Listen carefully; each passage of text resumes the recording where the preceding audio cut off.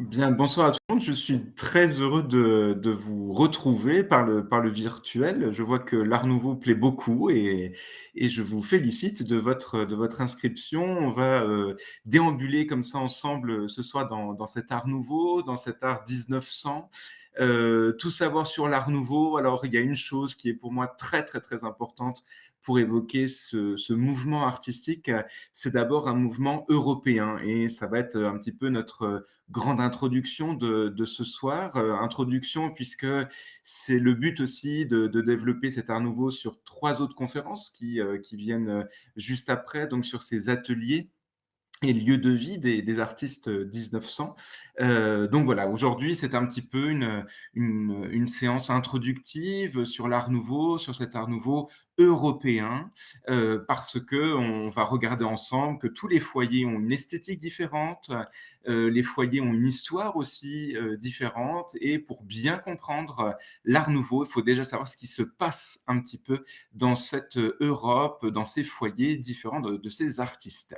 Alors, je vous disais, les séances prochaines, les 3 séances prochaines seront dédiées à des ateliers et à des vies d'artistes. On ira voir, bien entendu, la maison atelier de Victor Horta, que vous avez à gauche, qui va illustrer le foyer belge. Nous irons voir la résidence, la maison du couple Macintosh, que vous avez au milieu de l'image. On reconnaît tout de suite le style de Macintosh avec le gesso, la peinture sur gesso. Et puis, nous irons voir, parce que je réside à quelques mètres de cette maison, la merveilleuse Villa Majorelle à Nancy, en évoquant également les ateliers de Louis Majorelle. Donc ça, c'est pour le programme des séances à venir, pour le coup, mais on va regarder ce soir un petit peu les bases de ce mouvement européen en première partie. J'insiste beaucoup, Julie l'a dit en introduction, mais je vais essayer de me limiter à 1 heure de présentation pour pouvoir vraiment échanger après, poser des questions,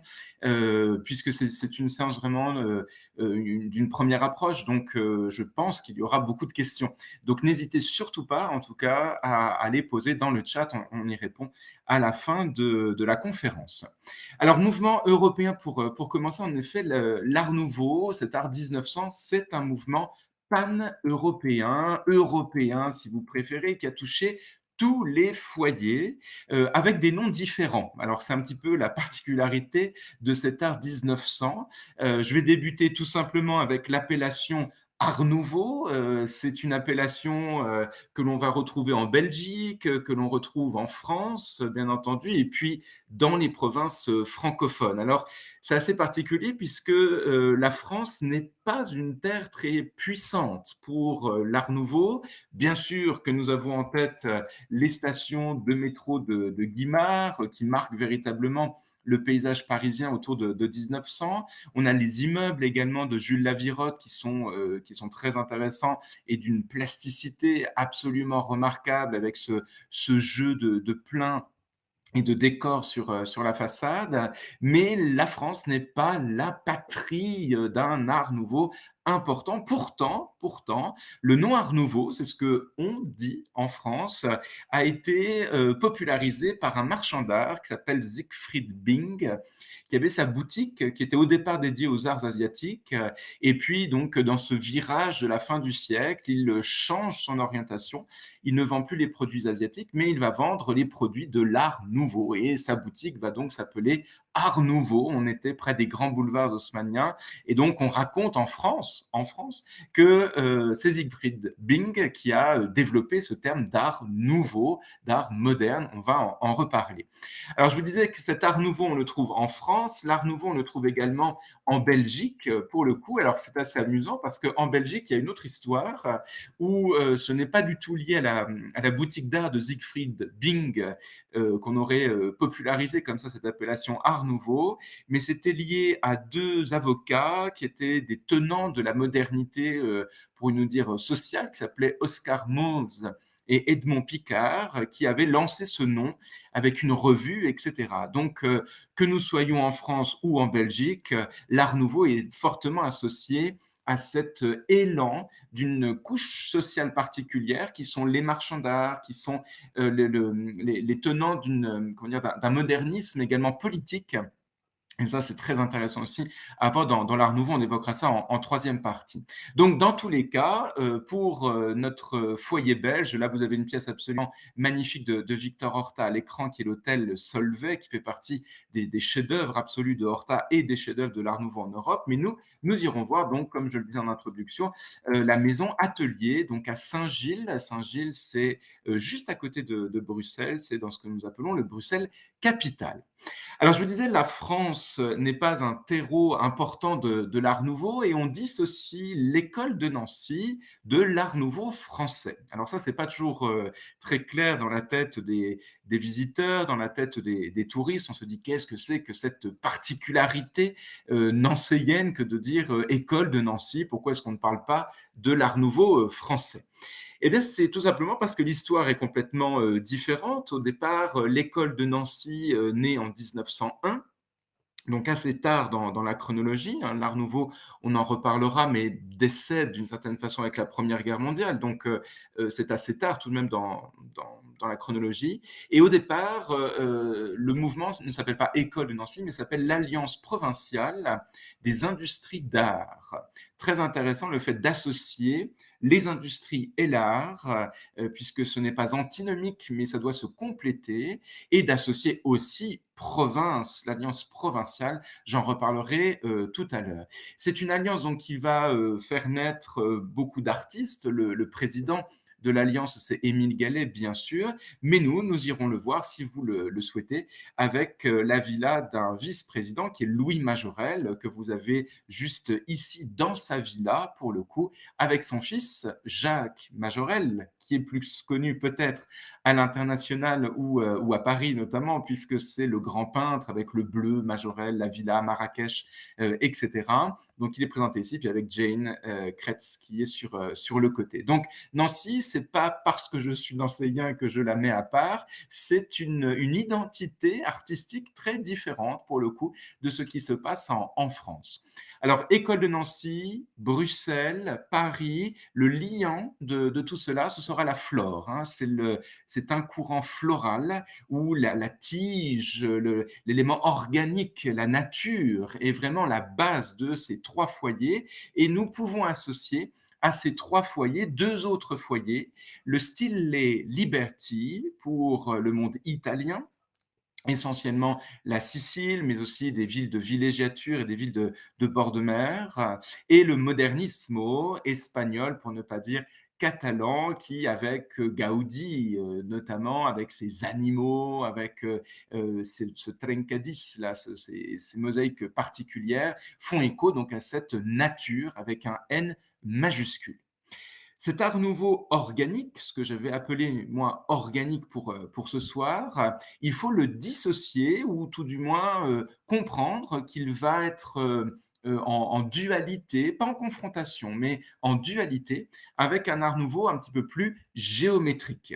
Ça reste de l'art nouveau, attention, parce que ce n'est pas de l'art déco. L'art déco, on pourra en reparler si vous avez des questions dessus, mais c'est un art nouveau que l'on va qualifier de géométrique. C'est le Jugendstil allemand.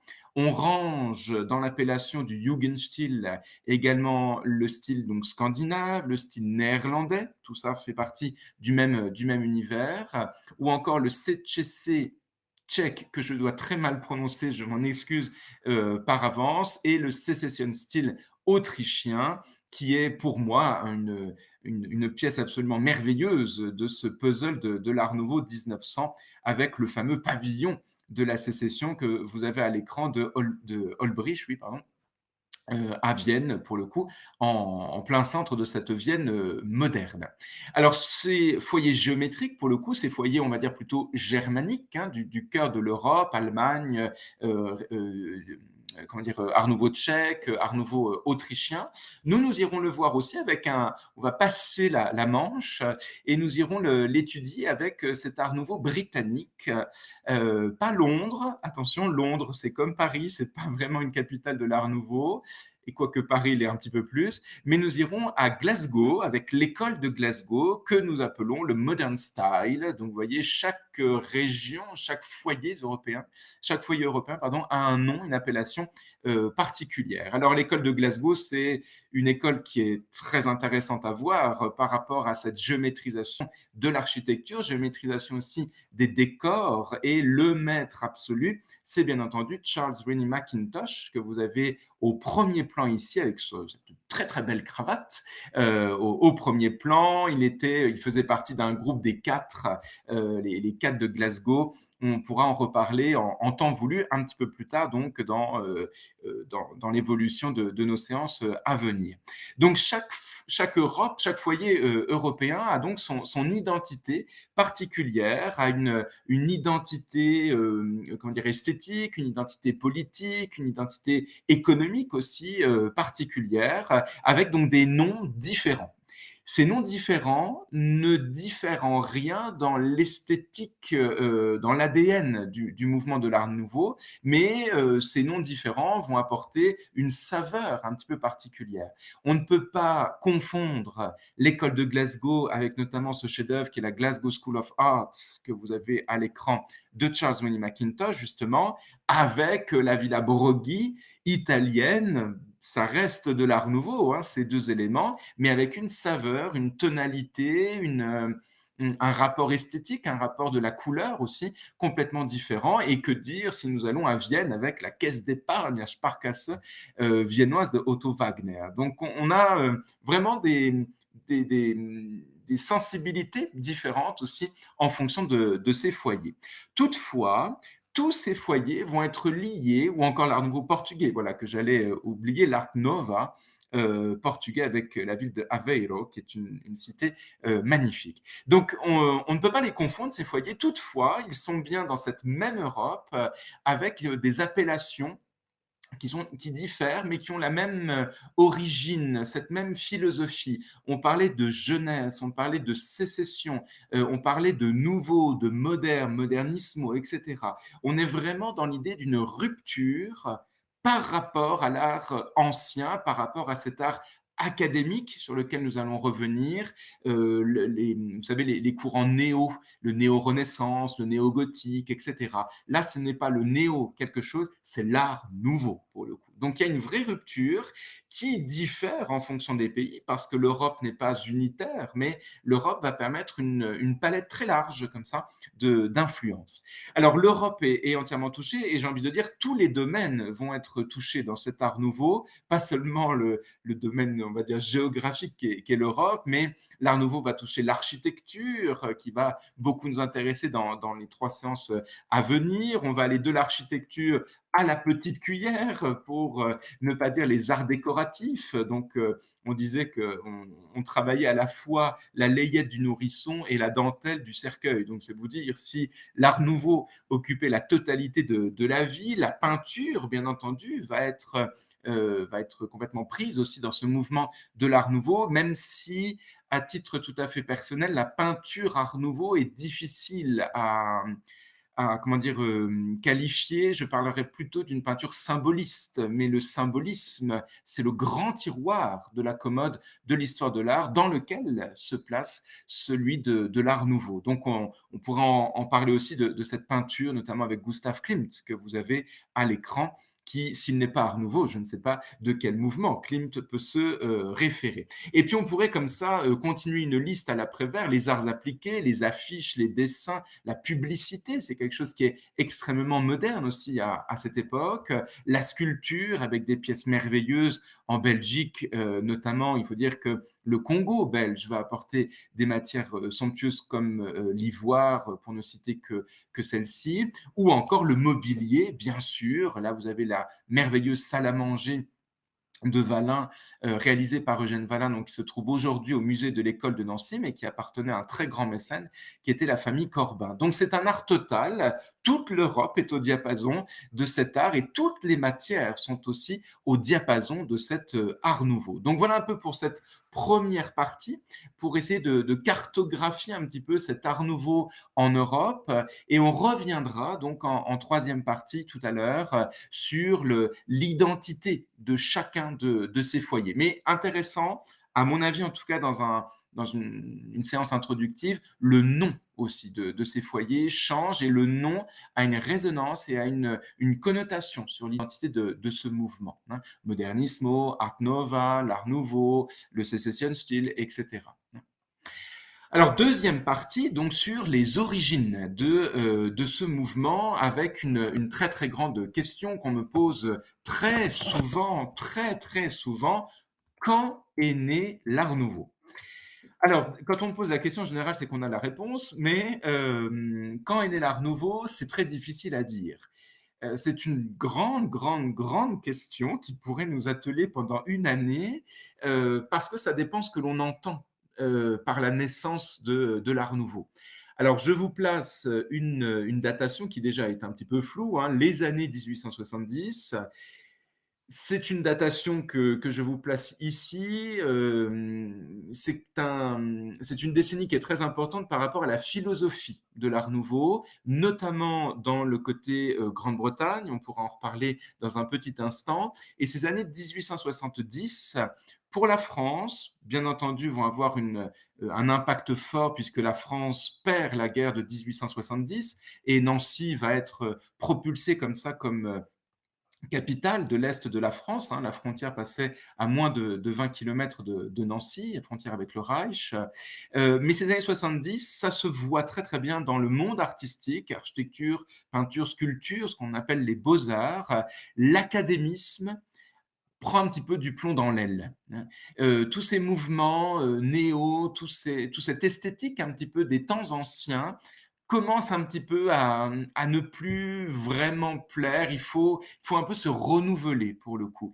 Et c'est ce que je trouve très intéressant dans ce 19e siècle, c'est que le 19e siècle, contrairement à l'image peut-être que l'on peut avoir de ce courant qui est peut-être un petit peu, c'est l'image que mes étudiants donnent souvent, un peu poussiéreux, un peu suranné, c'est le 19e. Bon, c'est un mouvement, c'est un siècle, pardon, qui est plein de liberté. La liberté, j'avais pu donner d'ailleurs à conférencier une conférence sur la liberté guidant le peuple de Delacroix dans les années 1830. Eh bien, je pense que la liberté est un grand sujet pour le 19e. Et la liberté va être la liberté des peuples, la liberté va aussi s'emparer de l'esthétique. Et l'esthétique, on enlève un carcan aussi très fort, très lourd des temps anciens. Donc cette liberté, elle se cristallise, si je puis dire, autour de ces années 1870. L'autre question qui va de pair, et j'ai déjà donné quelques éléments de réponse, c'est où est né l'Art Nouveau? Alors cet Art Nouveau, c'est pareil, c'est peut-être encore plus difficile à dire que la première question, plus difficile à répondre. Où est né l'Art Nouveau? Je vais vous dire en premier lieu, peut-être, ça va vous étonner, au Royaume-Uni et en Angleterre et à Londres. Alors là, je centre beaucoup. Pourquoi? Parce que le foyer londonien, le foyer anglais, disons large, a développé la théorie des arts and crafts. C'est une théorie qui avait été mise au point par William Morris. On pourrait même remonter à John Ruskin, Ruskin qui était un très grand théoricien de l'art, des théories artistiques. Je ne vais pas trop rentrer dans les détails, mais cette école donc des Arts and Crafts refuse une production industrielle, refuse un calibrage de l'esthétique. Et il plaçait la main de l'artisan, bien entendu, avant toute chose. Ça doit être un rapport manuel, un rapport artisanal que l'on a avec la production. Cet artisanat, qui donc est une vraie philosophie de l'Art Nouveau, hein, que tous les foyers Art Nouveau vont partager, avec, pareil, une certaine liberté, mais on la retrouve dans tous les foyers. Cette théorie donc de l'artisanat va énormément plaire au Jugendstil allemand, notamment, avec Darmstadt, Weimar, et bien sûr à Vienne, avec un atelier très connu que sont les Wiener Werkstätte, qui sont les grands ateliers viennois, qui vont diffuser comme ça cette esthétique artisanale, avec parfois un rapport avec l'industrie. On aura l'occasion d'en reparler un petit peu plus tard. Donc, où est né l'Art Nouveau? Au Royaume-Uni, en Angleterre, d'un point de vue philosophique, d'un point de vue théorique, et puis esthétiquement, là, je dois me plier à une terre que j'affectionne particulièrement, à savoir la Belgique, puisque c'est véritablement Victor Horta qui va développer cette esthétique art nouveau, cette esthétique florale sur le bâtiment. Et là, nous tombons plutôt dans les années 1880. Mais tout ceci doit être amené, doit être expliqué. Et donc, voilà, si on doit répondre à ces deux questions, quand est né l'art nouveau d'un point de vue philosophique dans les années 70, ça va se développer dans les années 80 d'un point de vue esthétique. Et où est né l'art nouveau? Au Royaume-Uni, la théorie, William Morris, MO2RIS, on le connaît avec les papiers peints notamment, John Ruskin pour la théorie, et puis l'esthétique bruxelloise, bien entendu, qu'on pourra développer si le cœur vous en dit, donc avec Victor Horta. Alors, ces origines, regardons un petit peu les origines, on est dans cette deuxième partie de l'art nouveau. Cet art nouveau, on va commencer avec une partie sur des arts décoratifs à l'art total, puisque à l'époque, l'art nouveau, le nom art nouveau ne veut pas dire grand-chose. C'est comme aujourd'hui l'art contemporain.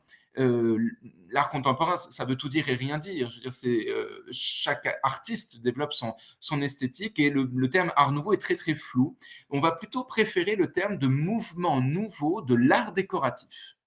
Alors l'art décoratif, attention, ce n'est pas l'art déco, hein. L'art décoratif, c'est la nappe, c'est les affiches, c'est ce que l'on appelle les arts dits mineurs, hein.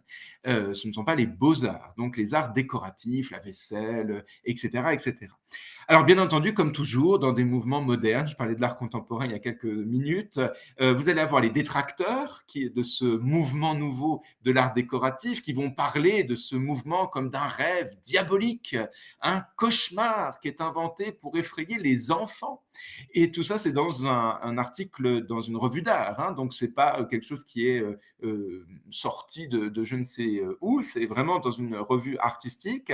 En France, bon, bah, c'est un mouvement qui va être surnommé avec beaucoup d'affect, j'imagine, le style nouille ou le style anguille, parce que il y a plein de petites formes tarabiscotées, des voilà sinueuses, etc. C'est pas très droit, vous voyez, ça ne tient pas la route, sans mauvais jeu de mots par rapport à l'académie qui régente bien sûr le style français. Donc ça c'est pour les détracteurs. Le rêve, c'est très intéressant comme mot parce que l'art nouveau est très porté sur le symbolisme. Gustave Moreau, Odilon Redon, donc on a un rapport aussi au rêve qui est important. Et puis vous avez de l'autre côté les tenants, pour le coup, de ce mouvement, qui, eux, préfèrent voir un art de rupture, ce que je vous disais pardon, tout à l'heure par rapport à l'académie, art de rupture, mais attention, tout en restant dans nos racines, en s'enracinant un petit peu dans le passé. Et là est une notion qui est très intéressante par rapport à l'Art nouveau, et je cite Gaudi, Antonio Gaudi, le célèbre architecte donc de Barcelone. Gaudi disait que pour être original, il fallait revenir au passé. C'est assez étonnant quand même comme phrase, parce que l'originalité et le passé, pour beaucoup, c'est presque antinomique. Alors tout est question de définition du mot passé. C'est presque du domaine de la justice. Vous voyez, il faut définir les termes pour savoir ce que nous disons. Alors, pour les détracteurs, pour les tenants de l'académisme, eh bien, le passé, c'est la référence historique. C'est la référence à l'histoire. Le passé, c'est le baroque, c'est le néoclassicisme, c'est le Moyen Âge, c'est l'Antiquité. C'est ça le passé, une référence historique. Alors que pour les tenants de ce modernisme, cette rupture vis-à-vis de l'académie, le passé n'est pas les mouvements créés par l'homme, mais le passé, c'est la nature, pour le coup. Et c'est là où on comprend mieux la phrase de Gaudi, pour être original, c'est revenir à la nature, au final, au passé de l'humanité. C'est ça aussi la définition du terme passé pour l'art nouveau. Ce n'est bien sûr pas un art passéiste. Vous admettrez que art nouveau passéiste, ça serait un petit peu particulier. Donc, un retour à la nature selon les tenants de ce courant. En effet, l'art nouveau est un style qui est très végétal, qui est très floral, qui est très organique pour de nombreux foyers, pas pour tous les foyers, puisque on verra, je vous disais tout à l'heure, les foyers géométriques, hein, avec Macintosh, et cetera, la nature est présente, elle est là, hein, mais c'est peut-être moins organique que des foyers comme Nancy, comme Paris, comme Bruxelles, l'Italie, et cetera. Mais elle est là, cette nature. Et vous avez, je me permets de citer, après Gaudi, je cite Émile Gallet, président de l'école de Nancy et un très très grand penseur de l'Art nouveau en Europe, avec cette merveilleuse phrase qui est notée, hein, sur la porte, hein, vous l'avez juste ici, c'était la porte de ces usines à Nancy, qui est aujourd'hui donc dans les jardins du musée de l'école de Nancy. Nos racines sont au fond des bois, parmi les mousses autour des sources.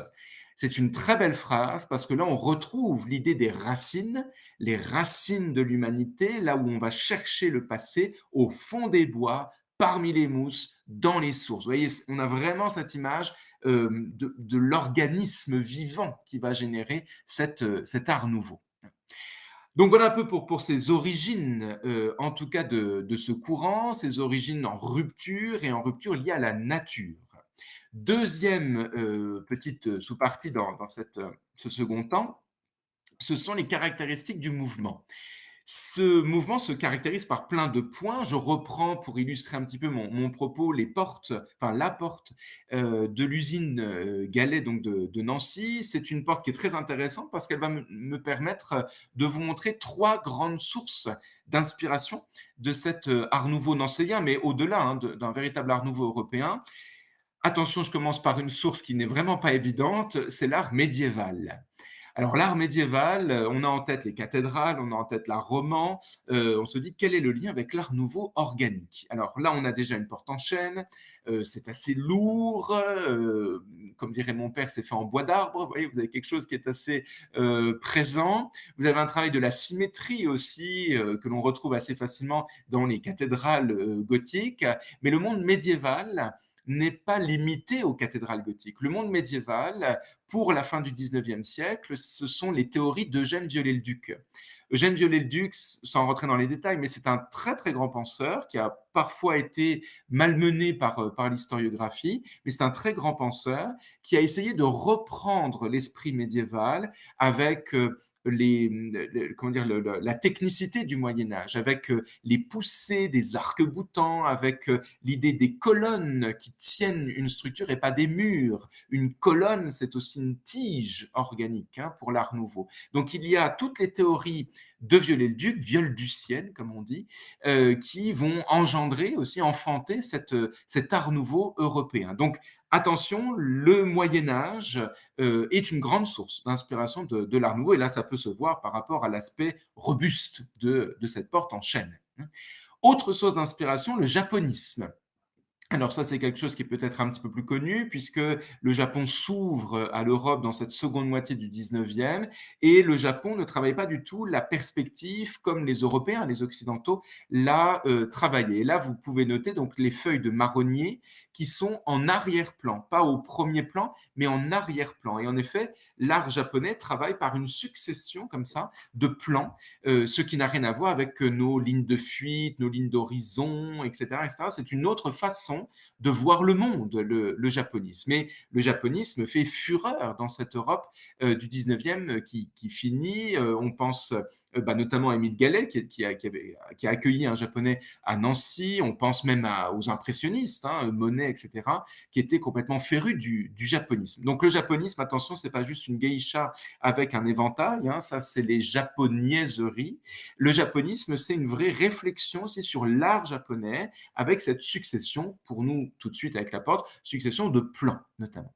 Et puis bien entendu, le naturalisme, si je puis dire, le retour à la nature avec la quête des végétaux, le marronnier qui va même être la structure, l'arborescence de l'arbre qui donne naissance donc à ces deux vantaux de la porte de l'usine.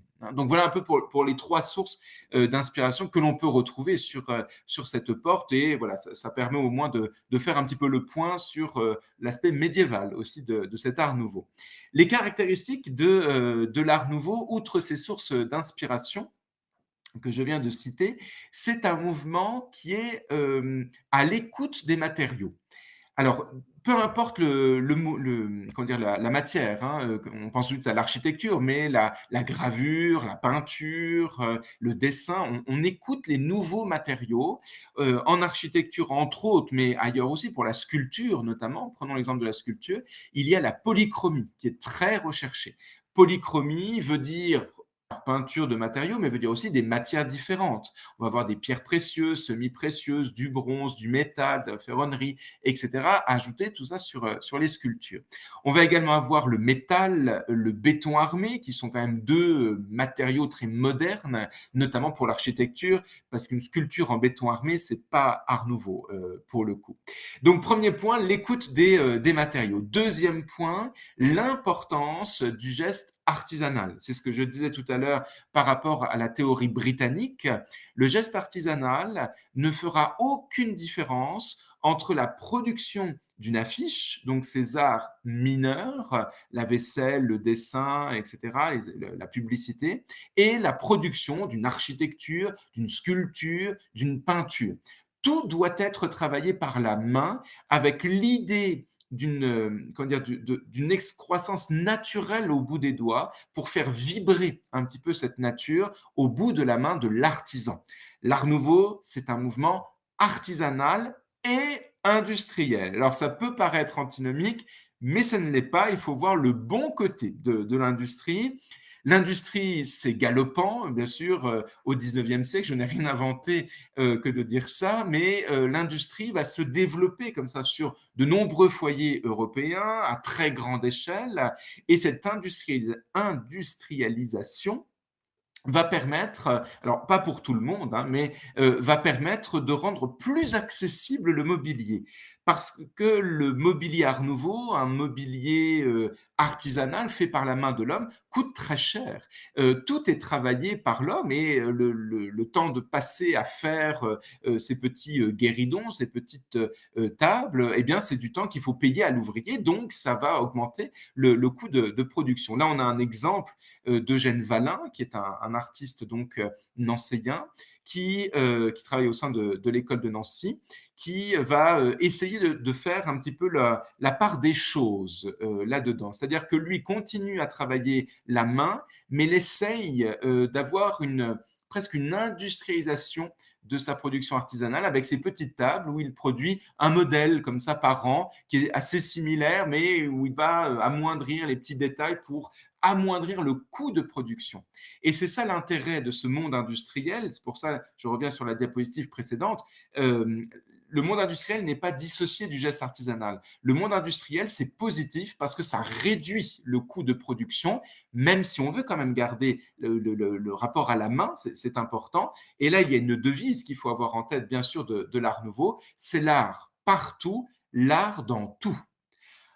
Alors une fois que j'ai dit ça, j'ai pas tout dit parce que l'art partout, donc ça peut se comprendre, de la salle de restaurant au cabaret, je vous disais de la tombe à la table de salle à manger, mais l'art dans tout, toutes les matières, oui, mais pas peut-être pas pour toutes les couches de la population. C'est-à-dire que la très riche bourgeoisie, bien sûr, va pouvoir se permettre d'acquérir ces pièces parce qu'il y a de très riches commanditaires pour cet art frondeur. Par contre, quand on commence à descendre, ne serait-ce que les ouvriers de ces industries d'art, ça va être plus compliqué. Donc il y a cette volonté aussi de baisser le coût de production, de baisser certains matériaux de construction pour essayer de rendre accessible l'art nouveau au plus grand nombre, hein, tant dans le mobilier, dans les arts décoratifs, etc. Alors pour celles et ceux qui le souhaitent, on pourra évoquer les séances prochaines, l'architecture.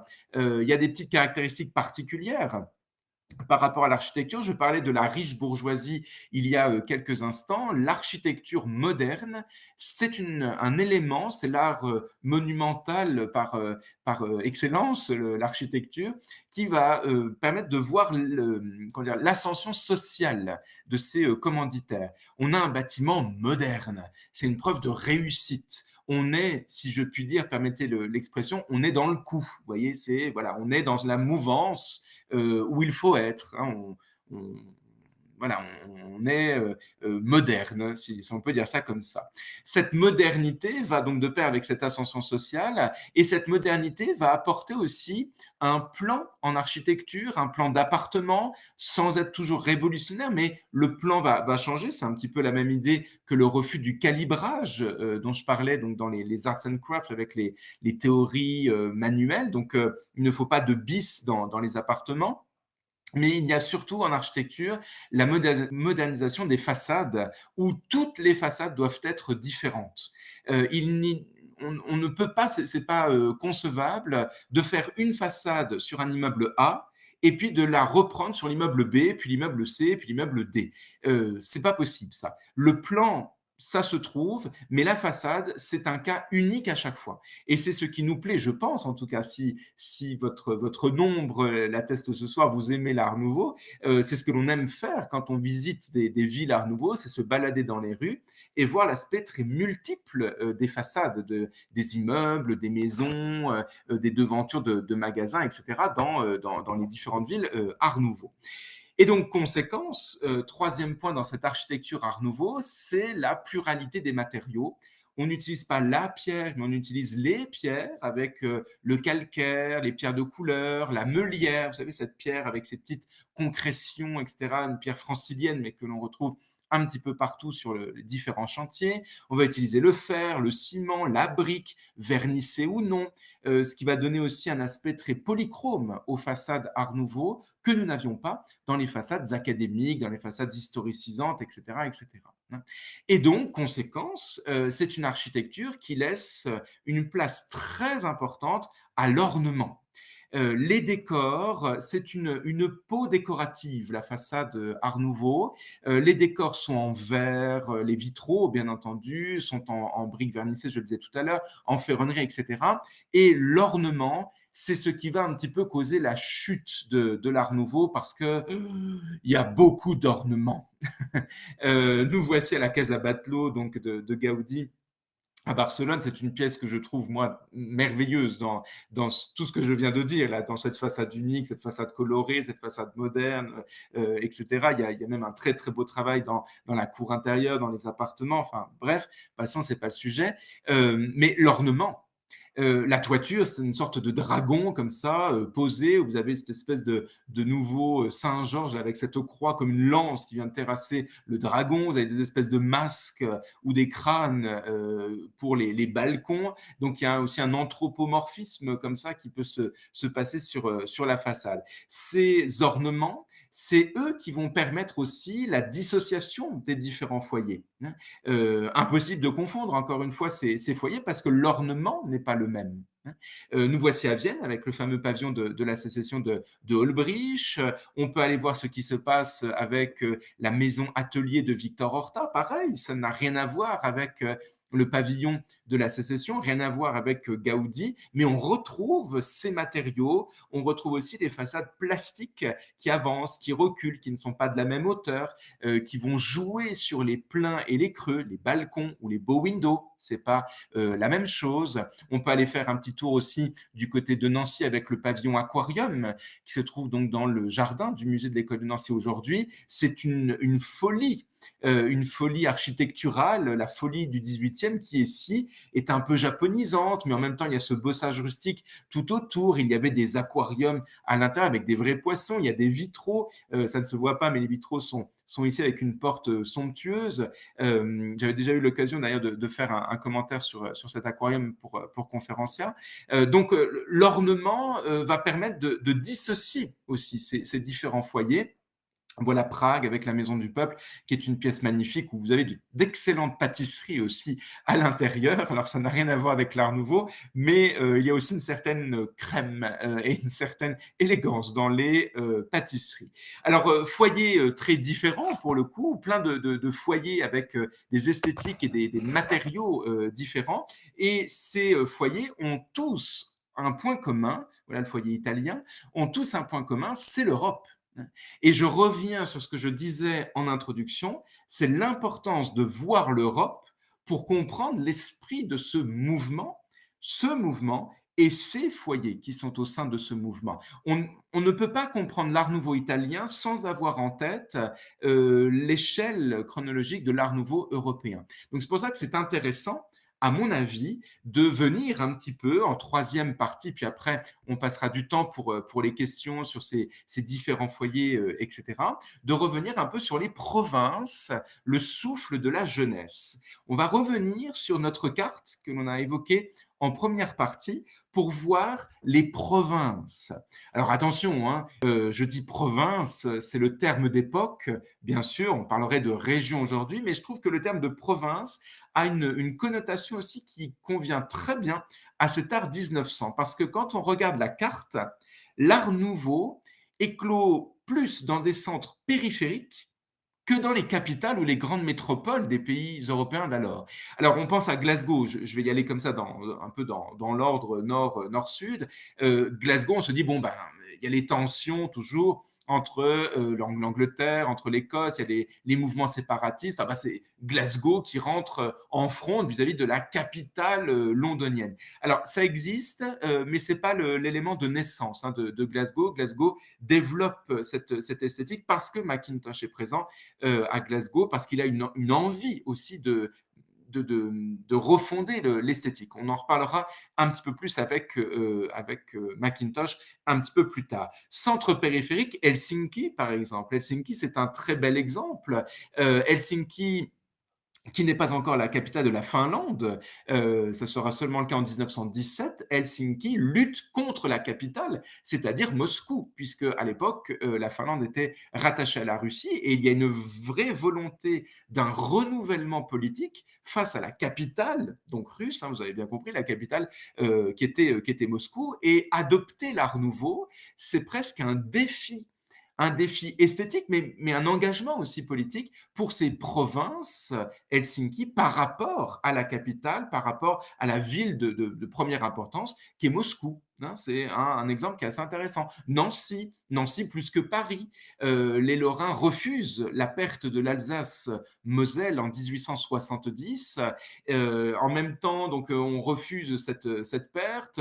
On est propulsé à 20 km de la frontière, comme je vous le disais, tout à l'heure. La Lorraine devient une vitrine pour la France et Nancy elle a eu le titre d'être la capitale de l'Est de la France. Donc il y a une volonté aussi des Nancéiens, des Lorrains au sens très très large et des optants, ceux qui vont venir à Nancy suite à l'abandon de l'Alsace et de la Moselle, de montrer une esthétique, nous sommes là, nous sommes encore présents vis-à-vis de Paris. Paris qui a une autre philosophie à ce moment-ci avec les expositions universelles, etc., etc. Prenons le cas allemand, par exemple, germanique, Darmstadt, Weimar, Munich, plus que Berlin. Berlin n'est pas un centre de l'Art nouveau. Alors Berlin, en plus, c'est une jeune capitale depuis 1870.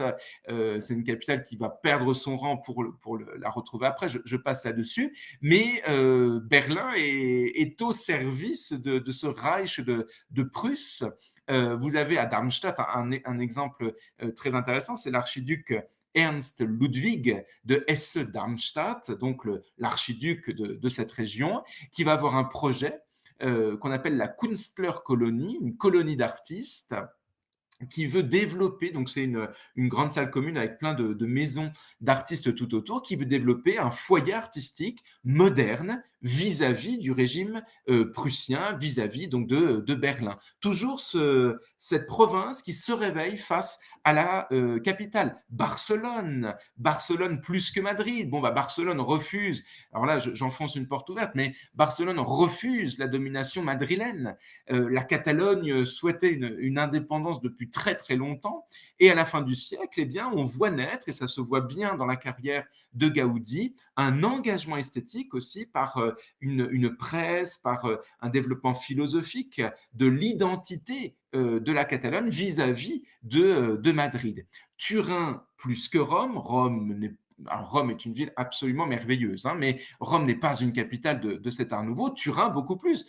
Turin a été capitale, je vous l'accorde, entre 1860 et 1865, mais bon, c'est vieux pour 1900. Turin est une belle ville Art Nouveau, les centres balnéaires, donc là où il y a une certaine aristocratie, la Sicile, qui est quand même très loin de la capitale italienne. Donc ce sont essentiellement, pas uniquement, essentiellement les provinces qui sont touchées.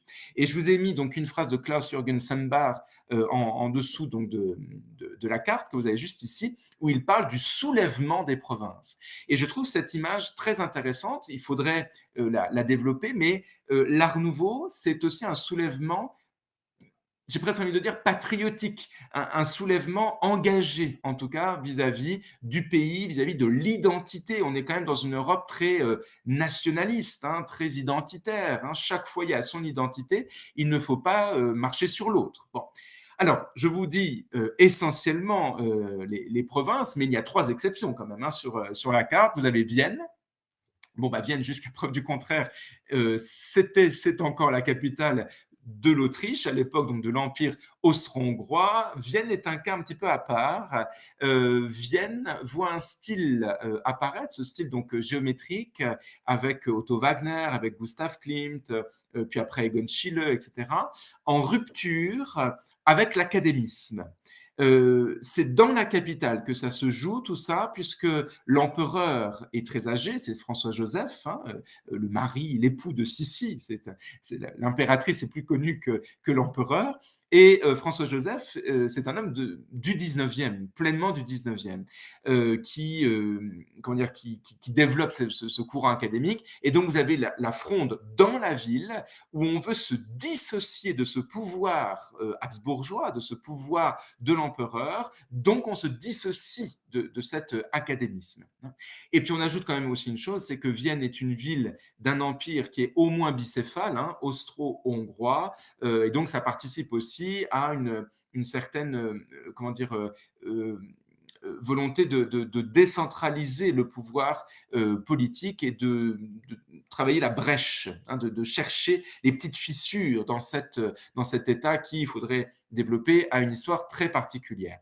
Et c'est une conséquence puisque Prague va développer aussi son style Art Nouveau. Prague vit dans l'ombre de Vienne. Hein. Vienne, c'est la capitale de cet empire austro-hongrois, mais Prague veut vivre aussi par elle-même. Si Vienne développe un géométrisme très important, Prague va développer un art nouveau beaucoup plus floral, beaucoup plus esthétique dans la ligne courbe, etc. Donc là aussi, opposition entre les 2 capitales d'un même empire. Et puis je termine avec Bruxelles, puisque Bruxelles, alors c'est une capitale, mais c'est une jeune capitale. C'est une jeune capitale depuis 1830. Hein. Antérieurement, Bruxelles était rattachée aux Pays-Bas, pour le coup, et Bruxelles alors, a mis du temps à trouver une famille royale régnante, je passe là-dessus, et Bruxelles veut se dissocier de cet esprit néerlandais, et donc l'Art Nouveau devient un outil de propagande pour Bruxelles avec un rapport beaucoup plus francophile, un rapport beaucoup plus organique par rapport à l'art néerlandais, si vous m'avez suivi tout à l'heure, beaucoup plus germanique. Donc c'est aussi intéressant de voir cette Europe de l'art nouveau par rapport à l'histoire de ces foyers. Parce que, et c'est ce que je veux vous faire souligner ce soir dans ce chapitre introductif, c'est que ce sont des foyers qui ont des histoires plurielles. On ne peut pas calquer l'histoire de l'art nouveau de Glasgow sur l'art nouveau tchèque, sur l'art nouveau barcelonais. L'Europe n'a pas la même histoire. Ces foyers n'ont pas la même histoire. Ce sont des foyers qui vont avoir des passerelles. On communique, on dialogue, on échange la presse, on échange même des artistes. Il y a un artiste que j'évoquais tout à l'heure qui est Joseph Maria Olbrich, donc celui qui a fait le pavillon de la sécession. Il est appelé à Darmstadt, il a travaillé à Vienne, ou encore lequel je pourrais prendre, Henri van de Velde qui a travaillé à Bruxelles, mais qui est beaucoup plus connu à Weimar pour ses décorations d'intérieur. Donc il y a un dialogue qui se passe, on voyage, mais il faut garder aussi une entité et une histoire ancrée dans nos racines, les mousses, les sources dont on parlait tout à l'heure, cet esprit de la nature que Gaudi nous faisait souligner il y a quelques instants. Donc ça, c'est une chose qui est pour moi très importante.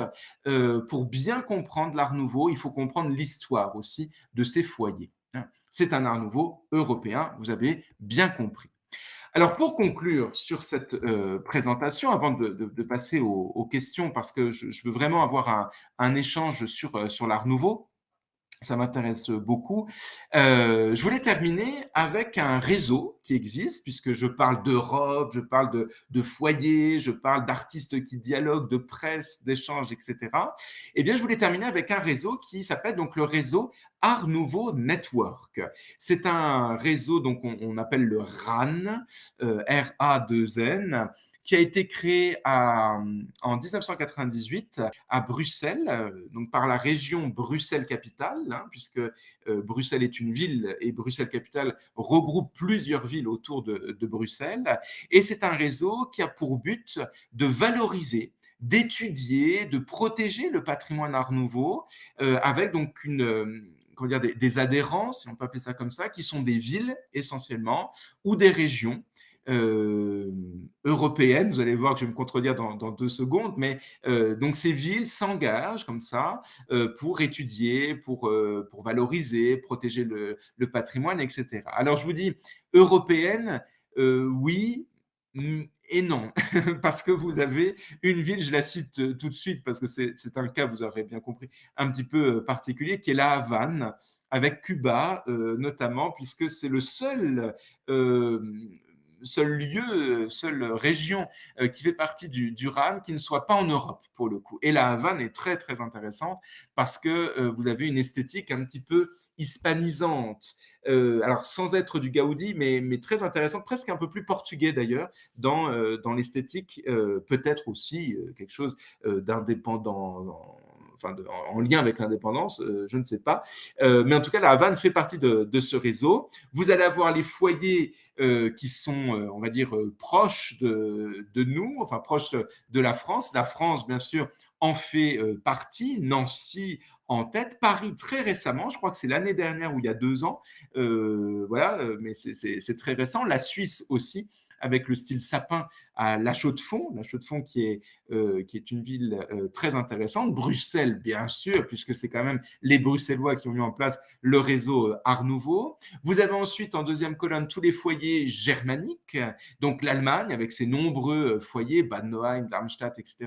Je ne vais pas revenir dessus. Et puis l'Europe centrale, qui arrive avec l'Autriche, Vienne. On peut ajouter la République tchèque aussi avec Prague, et puis la Roumanie, la Hongrie, la Slovénie, la Serbie. Tout ça, ce sont des lieux qui ne font peut-être pas partie comme ça dans vos esprits de cet art nouveau, mais il y a de très très belles pièces à Oradea notamment, des pièces qui sont très intéressantes pour l'art nouveau européen. L'art nouveau, ce n'est pas que Bruxelles, bien entendu, ce n'est pas que Gaudi, ce n'est pas que Horta, ou Guimard, hein. L'art nouveau, c'est pluriel. C'est le mot, je pense, à retenir pour ce soir. Vous allez avoir le Royaume-Uni, avec l'école de Glasgow, bien sûr, et puis l'Europe du Sud, l'Espagne catalane, le Portugal. Vous avez vu une pièce tout à l'heure très intéressante. L'Italie aussi. Et puis ensuite, vous avez donc l'Europe du Nord, la Lettonie, la Norvège, la Suède, Finlande, etc. La Russie aussi, la Pologne. Alors ça, ce n'est pas dans les foyers, mais vous avez aussi des choses assez intéressantes à voir dans ces foyers. Donc quelque chose d'assez large, et je vous invite à aller sur le site donc, du réseau Art Nouveau Network. Vous avez pour chaque foyer une petite description, des photos, vous avez des documents variés en fonction de chaque référent. À cette phrase que je voulais vous montrer pour finir de August Handel, qui est un artiste que vous avez en photo, qui est critique d'art également, et il nous dit cette très très belle phrase. Donc il parle de ce courant art nouveau qu'on a essayé d'introduire ce soir. Nous assistons à l'émergence d'un art complètement nouveau, un art avec des formes qui stimulent notre esprit aussi profondément que le feraient des tons musicaux. Et je trouve cette phrase vraiment très très belle parce que vous avez plein de choses là-dedans. Vous avez l'émergence d'un art complètement nouveau, c'est-à-dire aucune référence avec le passé, ce que l'on a vu donc avec notre première partie et la deuxième partie. Un art avec des formes qui stimulent notre esprit, c'est-à-dire le symbolisme qui va être présent, important à avoir en tête. Et puis ces tons musicaux, c'est-à-dire ce rapport aussi d'art total où chaque couleur, chaque matière va avoir un son. Je dis très souvent, et je pense qu'il y a pas mal d'auditrices et d'auditeurs qui me suivent habituellement, je dis souvent que l'art nouveau est polyphonique. Quand on voit une façade, je dis cette façade est polyphonique parce qu'il y a un rapport de musicalité. Et c'est cette musicalité qu'on va essayer avec nos partitions ensemble, si vous le souhaitez, en tout cas, de voir avec donc les prochaines conférences, donc avec la Belgique, avec Victor Horta, qui a une maison tout à fait extraordinaire, l'Écosse de Macintosh, et puis Nancy avec la Villa Majorelle. Donc voilà un peu pour ces tonalités musicales, des sons différents, mais que je trouve complémentaires. Et ça, c'est une notion importante, la complémentarité de la pluralité des foyers Art Nouveau en Europe. Voilà, je ne voulais pas m'attarder beaucoup plus longtemps sur toutes mes palabres, sur toutes mes informations, mais en tout cas, si voilà, je suis complètement ouvert pour les questions parce que je trouve aussi que Conférencier développe cet outil extraordinaire avec le chat, etc., pour échanger. Donc, voilà. Ah oui, en effet. Alors, je vois la question. Euh, je ne sais plus si les gens voient la question. Enfin, je vais les dire à chaque fois. Quelle est la différence entre Art Nouveau et Art Déco? Alors, c'est vrai que j'en ai un tout petit peu parlé. Enfin, j'ai pas dit la différence, mais je l'ai évoqué au début de la conférence. Euh, L'Art Nouveau a cette chose d'un art artisanal et d'un art porté sur une écoute de la nature. Les matériaux sont organiques, le but est de se confondre un petit peu avec cette nature. L'art déco, qui est un art qui naît officiellement après la Première Guerre, officieusement au tout début des années 10, mais officiellement après la Première Guerre, 1925, est un art, alors lui pour le coup, très industriel. Et l'art déco va développer la ligne droite, mais va développer aussi des bâtiments industriels, des matières industrielles, le béton armé, etc., qui ne seront plus ornés, mais qui seront purs pour le coup. On verra cette matière qui est le béton. Donc c'est une différence qui est à la fois philosophique et esthétique hein, pour les deux. Et puis la chronologie, puisque l'Art Nouveau, c'est 1800, on va dire 80, pour faire simple, jusqu'à 1914, alors que l'Art Déco, c'est 1919, les années 30.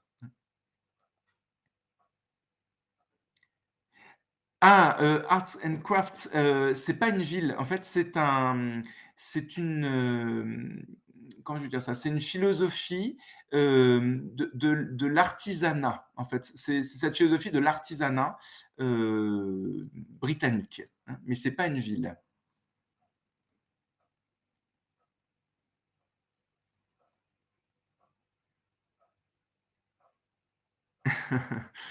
Quel est le tout premier artiste de l'art nouveau et quel est pour vous le chef de file de cet art?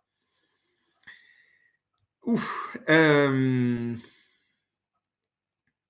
c'est une très, très bonne question. Alors le premier artiste de l'art nouveau, ça dépend comment on peut se placer, mais je pense que William Morris est à la fois un philosophe et un créateur. Les papiers peints Morris, alors je ne vais pas dire que tout le monde avait ça, mais ça s'est fortement répandu. Après, pour l'architecture, bien entendu, Victor Horta, ça serait hérétique de ne pas citer Victor Horta, mais ça dépend encore comment on se place, ce que l'on appelle art nouveau, en fait. Et le chef de file, alors je ne sais pas si c'est parce que je suis nancéien que je vais vous répondre ça, mais je dirais quand même Émile Gallet, parce que Émile Gallet a cette philosophie. Émile Gallet est quelqu'un qui cogite énormément et je pense que c'est quelqu'un qui a été en contact avec beaucoup de monde en Europe et je pense qu'il mériterait quand même le titre, alors peut-être pas le chef, mais un des chefs de file de l'Art Nouveau. Mais très bonne question. Existe-t-il un manifeste de l'Art nouveau qui marquerait ainsi la naissance de l'Art nouveau? Alors là, pour le coup, je vais vous dire qu'en architecture, le manifeste, c'est l'hôtel Tassel de Victor Horta. Ça, c'est acté, c'est dans la rue. Paul-Émile Janson à Bruxelles, tout près de l'avenue Louise. Et là, pour le coup, c'est vu comme le manifeste architectural de l'Art nouveau. Donc c'est 1880, alors j'ai plus la date précise, mais je crois que c'est 92 ou 93.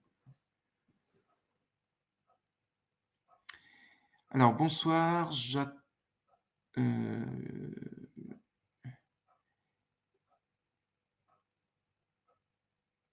oui, alors les femmes avec Lina Koshy, oui, en effet, c'est une femme qui était, alors avec son mari, ils avaient développé toute une entreprise, avec les sgraffites, mais toute la décoration intérieure. La maison Koshy d'ailleurs est aux mains de privés aujourd'hui, mais ça se visite à Bruxelles, c'est tout près du parc du Cinquantenaire. Alors les femmes architectes, alors là pour le coup, je n'en connais pas, mais les femmes artistes, oui, on en a. Pour prendre l'exemple du foyer nancéien, on a Madeleine de Ville, par exemple, on a, hem, comment elle s'appelle? J'ai oublié son nom, ce n'est pas lui rendre, gloire ce soir. Hem, la femme, qui travaille le verre chez Émile Gallet. J'ai, Roswilde.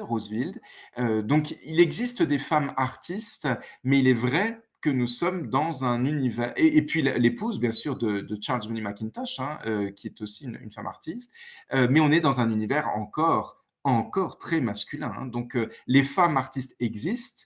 D'ailleurs, je fais souvent des présentations, des conférences sur les femmes artistes, mais l'homme les noie. Y avait-il des contacts, des liaisons entre les artistes impressionnistes et ceux de l'Art nouveau? Est-ce qu'ils se critiquaient ou pas? Indifférents. Alors, c'est deux pensées différentes. C'est-à-dire que l'impressionnisme, et il faut aussi remettre l'impressionnisme dans son temps, c'est un courant des années 70, 80 1870-1880. L'Art nouveau succède, hein. L'Art nouveau est un courant des années 80 esthétiquement parlant, hein. 1880, 1900, 1910. L'Art nouveau est un courant plutôt issu du symbolisme. Donc le symbolisme et l'impressionnisme sont 2 courants qui sont presque à l'opposé.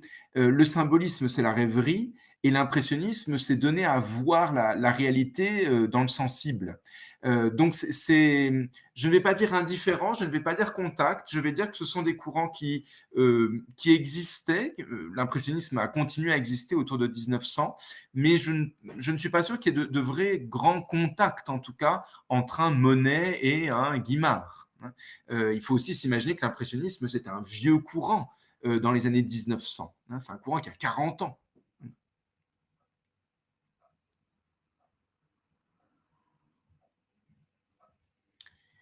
Bonnard, peintre art nouveau, japonisme.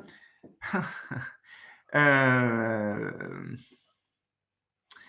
Bah, c'est compliqué à répondre. C'est compliqué parce que la peinture, déjà, je vais botter en touche, hein, je vous le dis tout de suite, mais la peinture Art Nouveau, euh, c'est déjà compliqué à définir, la peinture Art Nouveau. C'est une peinture qui est très plurielle. Et c'est une peinture qui pourrait se définir par un cadre chronologique. Bonnard est quelqu'un que l'on pourrait mettre d'un point de vue chronologique dans cet art nouveau. Après, Bonnard est un artiste comme son école, qui travaille aussi le japonisme, hein, qui est très lié à l'esprit de Bonnard. Donc, art nouveau, oui, mais art nouveau par la chronologie. En peinture, je suis toujours un peu froid de définir la peinture Art Nouveau. Je suis pas.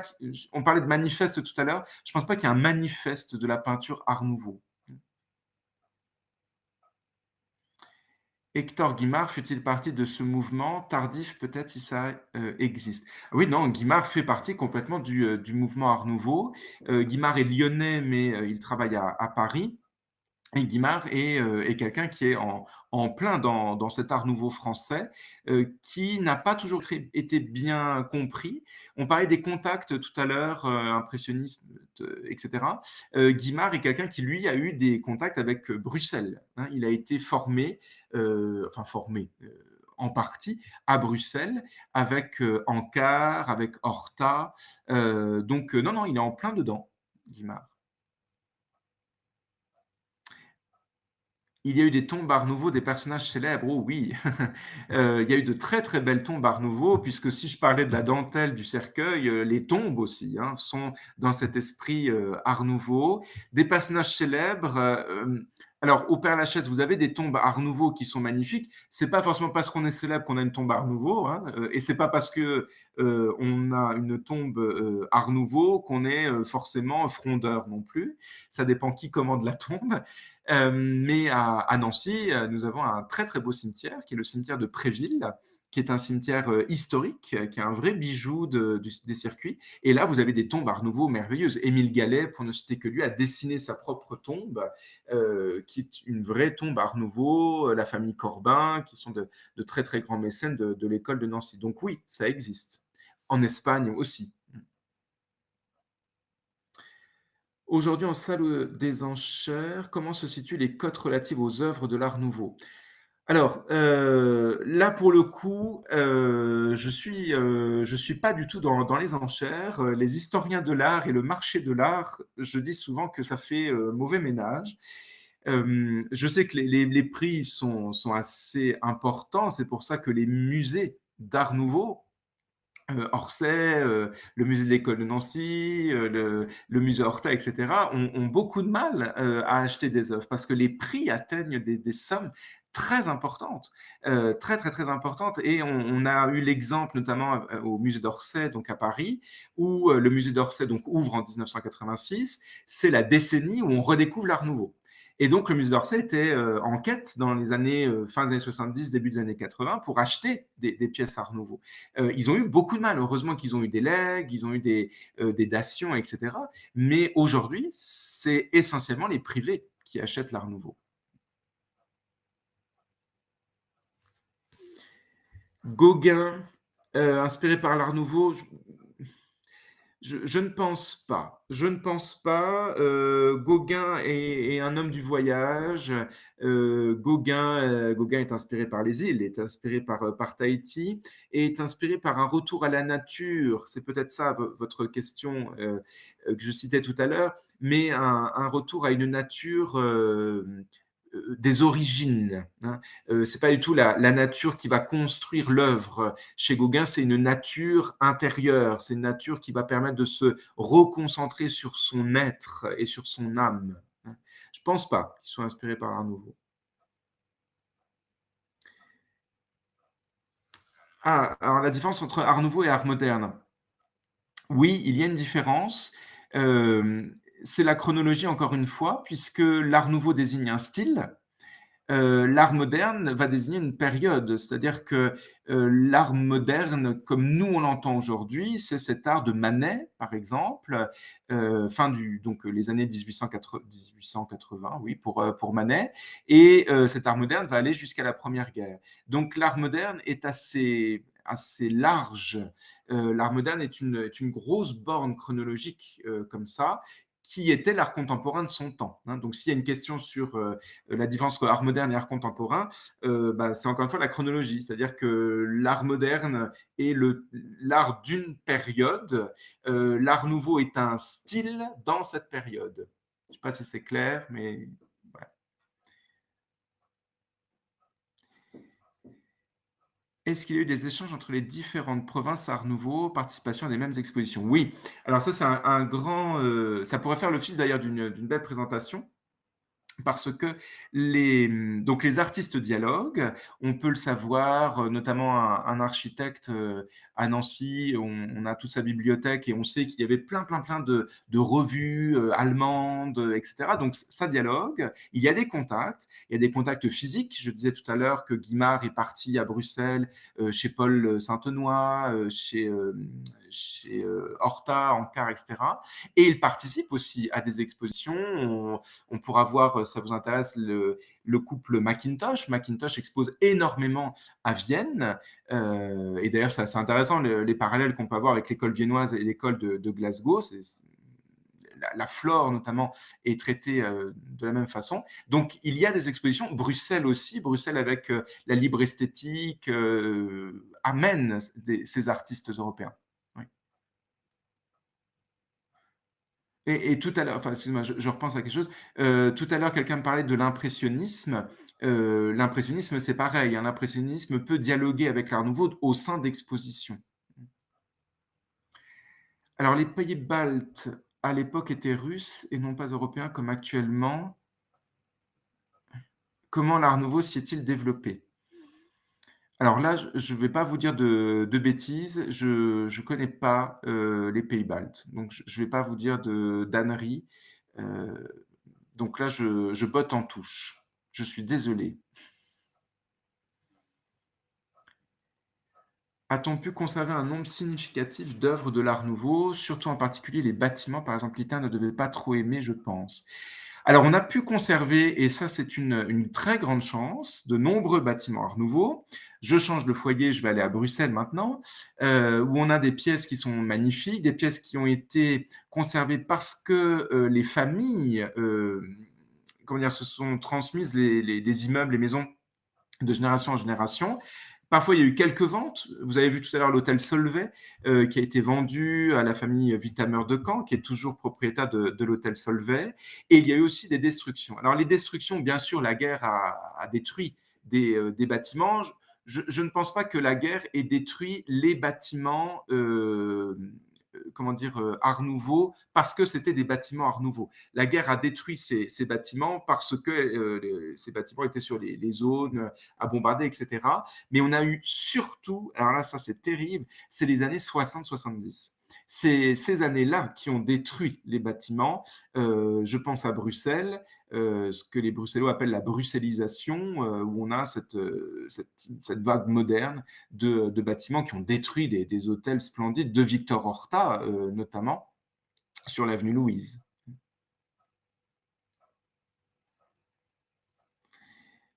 Oui, vous ne parlez pas de Budapest en Hongrie, pourtant pour y avoir habité, j'ai vu que l'Art Nouveau s'était aussi développé. Qu'en pensez-vous? Oui, tout à fait. C'est une ville, les Bains, notamment, c'est une ville, que j'ai déjà pu visiter 2 ou 3 fois.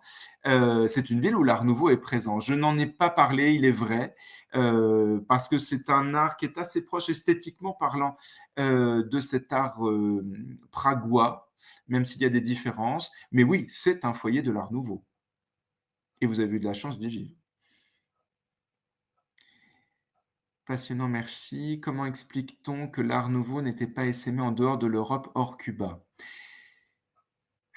Alors, c'est particulier parce que, j'ai beaucoup axé donc la conférence sur l'Art nouveau européen, parce que c'est un art européen. On peut avoir des exemples aux États-Unis, on peut avoir des exemples, alors tout à l'heure quelqu'un me disait, par rapport à la Russie, en Europe et cetera, le la Russie a aussi des exemples. Alors est-ce que la Russie est en Europe ou pas? Ça, c'est un autre sujet. Aux États-Unis, il y a des exemples avec, hem, alors bon, bien sûr, il y a le verrier, je suis désolé, il est tard, j'ai oublié le nom, Hem, qui ne va pas me revenir. Le très, très grand verrier, Tiffany, merci, monsieur, voilà. Tiffany qui est, à Cité. Il y a quelques architectures aussi, mais on tire déjà un peu plus sur le modernisme, aux États-Unis, qui est une des formes plus épurées, type, le Corbusier, par exemple, hein. C'est un mouvement européen, comme, il y a des mouvements, qui ne dépassent pas le cadre régional. C'est un mouvement qui est resté en Europe. La vieille Europe avait besoin de se renouveler.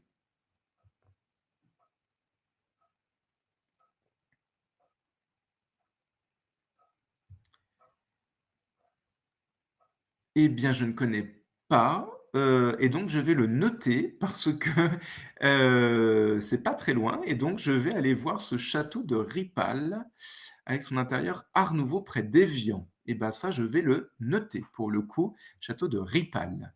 Alors tant qu'on est dans les lieux comme ça en province, vous avez aussi la maison, à Reims, la villa Demoiselle, qui est un très bel exemple aussi de d'art nouveau. Alors, est-ce qu'il existe un recensement de l'Art nouveau en France? Je vais vous dire oui, par le biais des services régionaux de l'inventaire. Chaque région en France, donc maintenant les grandes régions, ont un service régional de l'inventaire et donc ce service régional classe, recense, répertorie les bâtiments qui sont, emblématiques, qui sont importants. Je sais que celui de Grand Est, maintenant, a toute une liste, très exhaustive, parfois même, parce qu'il y a un vitrail, parce que, il y a une fenêtre et cetera. Donc ça existe, mais ce n'est pas publié. Il existe des livres, hein, sur l'art nouveau en France, et d'ailleurs ça tire souvent sur l'art fin de siècle en France, qui peut mettre un peu cet esprit historicisant. Ça existe, mais c'est pas publié.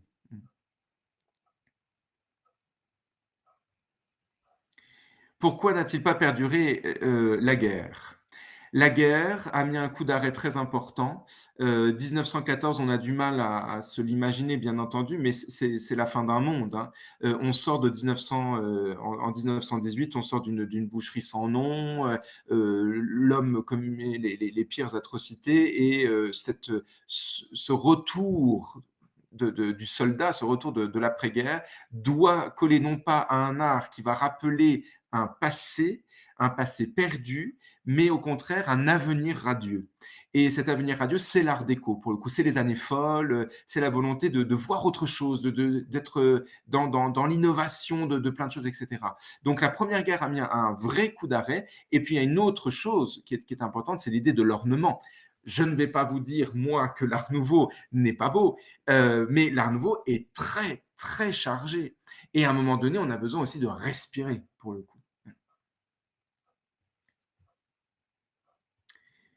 Est-ce que l'on a des artistes de nos jours qui pratiquent l'art déco? Alors, il y a des designers, hein, qui continuent la ligne art déco. Après, je ne pourrais pas vous en citer, mais oui, ou peut-être que la question était sur l'art nouveau. Alors, l'art nouveau inspire encore, aujourd'hui, dans les arts décoratifs. On fait des tas de copies de lampes dômes, de lampes galets avec les petits champignons au-dessus, et cetera. Donc oui, ça inspire encore aujourd'hui, surtout que depuis les années 80, on est revenu dessus. Donc, c'est un art, nos amis anglais appelleraient ça bankable.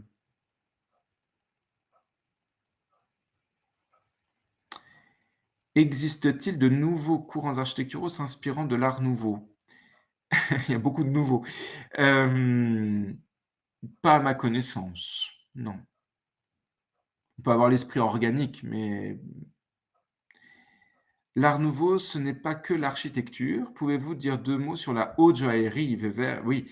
Ah bah, la haute joaillerie, je parlais tout à l'heure, donc de verrerie, mais il faudrait citer Lalique, notamment. Lalique qui a fait des bijoux qui sont absolument extraordinaires.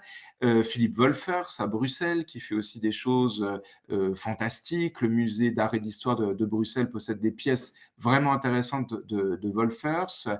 Nancy possède aussi de très très beaux bijoux qui sont sous coffre, qui ne sont pas enfin, qui sont pas accessibles au public, mais l'école de Nancy a fait de très belles pièces, des broches notamment de Victor Prouvé, pour ne citer que lui. Donc oui, oui, c'est un très beau sujet pour le coup.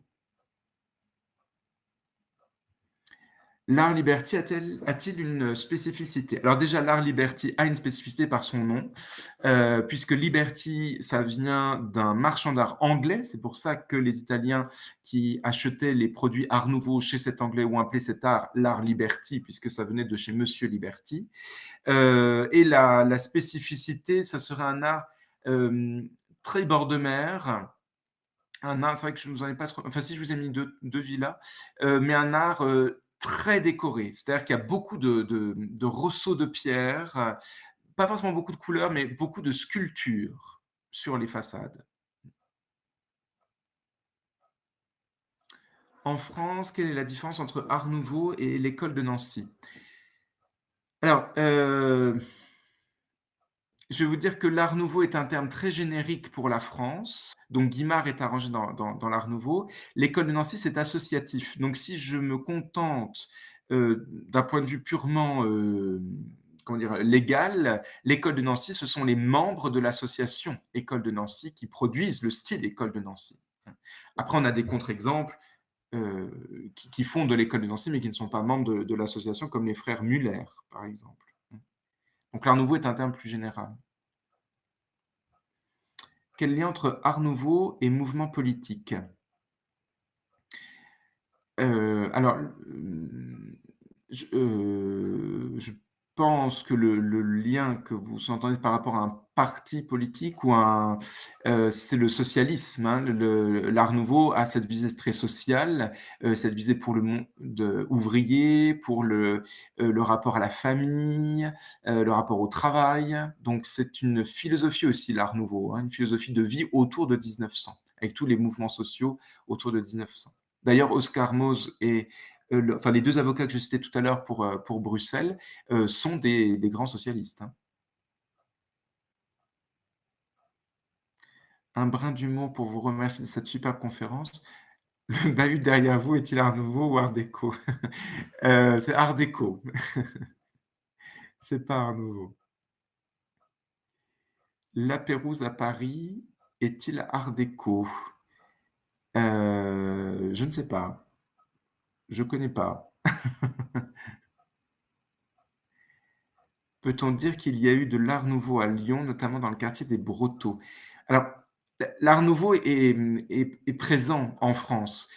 Parfois, c'est juste une imposte qui va être, travaillée, c'est un vitrail, d'inspiration, végétale, c'est, une poignée de porte, c'est un service de vaisselle, et cetera.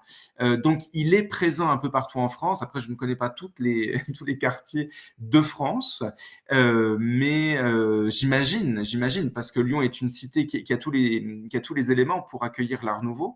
C'est une cité qui est prospère, c'est une cité où il y a de la bourgeoisie, c'est une cité qui est moderne à la fin du 19e siècle. Il y a le monde ouvrier, il y a la pensée sociale, donc j'imagine, oui. Quel type d'art nouveau est votre préféré et pourquoi? Ah, l'école de Nancy, bien sûr. Alors, bon, c'est une réponse personnelle, mais Majorelle, Louis Majorelle est pour moi l'homme qui est le plus dans mon esprit art nouveau, c'est-à-dire, à la fois l'ébénisterie, le mobilier avec des lignes extraordinaires et cette association qu'il a réalisée avec Dôme et le luminaire. Les pièces, luminaires de Majorelle sont mais époustouflantes, époustouflantes.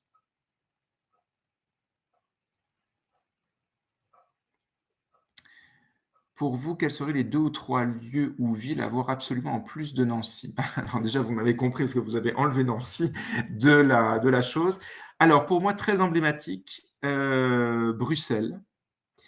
Bruxelles, c'est, un lieu qui est très important. Vienne, pour cet aspect géométrique, ou Glasgow. Alors après, le problème de Glasgow, c'est que c'est peut-être moins touristique, donc je vous conseille peut-être plus Vienne pour ce rapport, géométrique et puis Glasgow, on va le voir ensemble un peu plus tard. Et puis, Barcelone pour Gaudi, parce que c'est un style qui est quand même, assez étonnant. Mmh.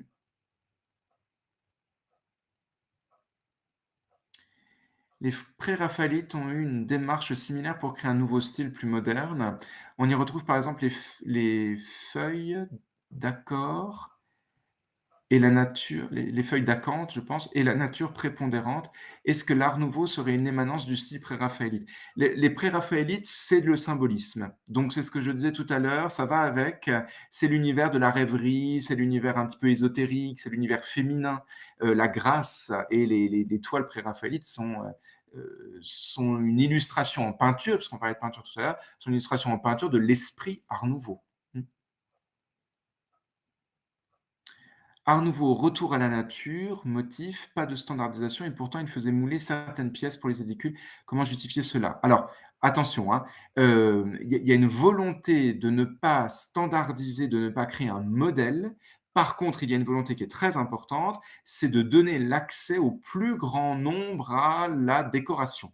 Et donc pour les édicules, je pense que vous parlez des édicules de métro de Guimard, fondus en Haute-Marne, je crois, à échelle parce que c'est quand même assez répétitif, mais quand vous regardez les édicules, il y en a 2 ou 3 sortes différentes qui existaient.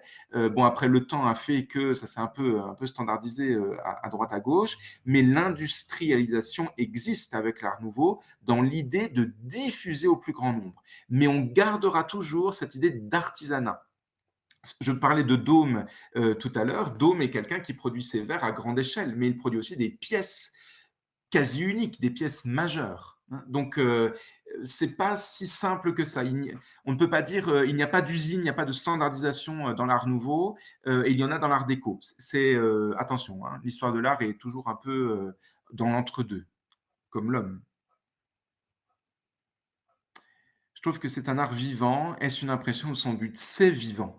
L'art nouveau et je pense que c'est une phrase, enfin, je dis pas forcément de conclusion parce qu'il y a peut-être d'autres questions, mais ça pourrait presque être une phase de conclusion dans le sens où l'art nouveau est organique. Et un art organique est un art qui fait vibrer aussi cette architecture, qui développe des descentes d'eau remarquables, qui va travailler les fenêtres avec des menuiseries tout en ligne tarabiscotée. C'est un art qui évolue en lui-même. Et c'est pour ça que l'art nouveau ne pouvait pas durer X temps parce que c'est un art qui évolue et au bout d'un moment, l'évolution fait qu'on change aussi. Donc oui, vous avez raison, c'est un art vivant.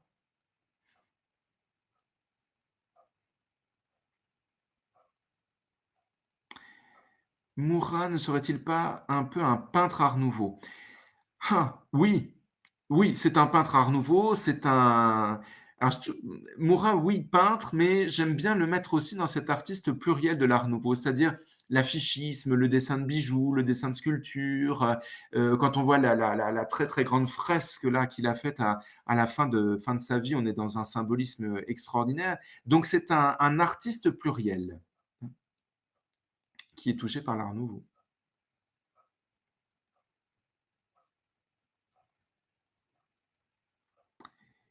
Merci beaucoup. Y a-t-il une influence dans les décors de ballet dans la danse? Alors, la danse et l'art nouveau, je ne sais pas. Je vais pas vous dire de bêtises. Après, l'art déco a été une grande source avec les ballets russes notamment, mais l'art nouveau et le ballet, je ne sais pas. Ça pourrait être, très intéressant d'ailleurs, pour le corps. Peut-on dire que le design est né avec l'art nouveau plutôt que le Bauhaus? Alors ça, c'est un grand combat. Moi, je pense que le design, mais c'est à titre, personnel, hein, mais je pense que le design est né avec l'art nouveau parce que quand vous regardez, l'idée de la nature qui est donnée sur un galbe, par exemple, de menuiserie de Majorelle, où Majorelle ne représente pas la feuille de lierre, mais il va suggérer la tige de lierre. Pour moi, je pense que c'est déjà du design, hein. C'est suggérer l'objet par une ligne, sans apporter un décor, dessus.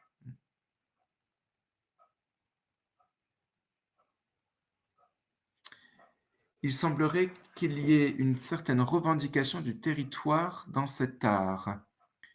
Cela veut-il dire que les matériaux choisis comme le bois soient surtout locaux? Alors, c'est intéressant votre question parce qu'en effet, il y a un lien avec le territoire, avec le lieu où on se trouve. Après les matériaux peuvent venir d'un peu partout, notamment les bois exotiques, qui viennent d'Afrique, le Congo belge par exemple, hein, c'est avec la terre personnelle de Léopold II qu'il avait donc, au Congo va permettre, de faire venir des bois exotiques, d'une rareté et d'un prix exorbitant qui ne coûte rien du coup pour les Belges. Je parlais de la meulière, pareil, c'est une pierre, que l'on prend en Île-de-France, que l'on ramène notamment à Nancy.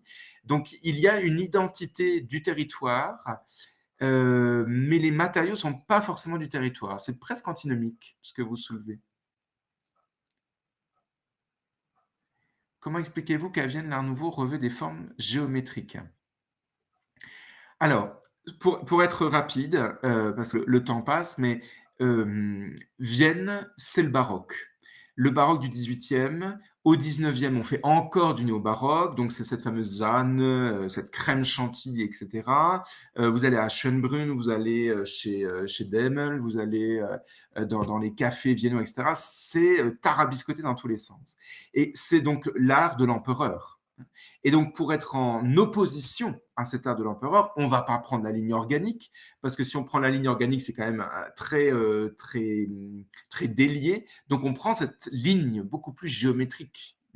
Donc, c'est en réaction aussi avec la ligne néo-baroque. de Vienne. Pourriez-vous proposer une bibliographie sur les divers domaines? Alors là, ça, c'est un vaste sujet. Oui, alors, il existe pas mal de choses, hein, mais comme vous dites, sur les divers domaines dans les différents pays, alors je je peux vous proposer d'aller sur le réseau Art Nouveau Network puisqu'en fonction de votre foyer, de prédilection, vous avez des pistes bibliographiques, hein, à chaque fois.